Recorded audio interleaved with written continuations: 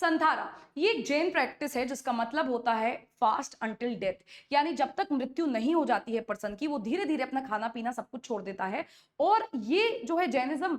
धर्म की एक बहुत ही इंटीग्रल प्रैक्टिस मानी जाती है, जहां पे ये बोला जाता है कि सैलिवेशन प्योरिटी अचीव करने के लिए ये बहुत इंपॉर्टेंट और कारगर साबित होता है। लेकिन फिलहाल ये थोड़ा कंट्रोवर्सी में हो गया है, क्योंकि एक पेरेंट्स जिनकी 4 साल की बच्ची थी, उन्होंने अपनी 4 साल की बच्ची पे संथारा प्रैक्टिस इंपोज किया है और कॉन्सिक्वेंटली उसकी डेथ हो गई है। एक पीआईएल रजिस्टर हुई है इसी पर्टिकुलर रेफरेंस में एमपी हाईकोर्ट में, जहां पे एक वकील ने पीआईएल दर्ज करते हुए ये कहा है कि संथारा जो प्रैक्टिस है वो टोटली अपनी सहमति के हिसाब से होता है, और क्योंकि बच्चा और एक इंसेन पर्सन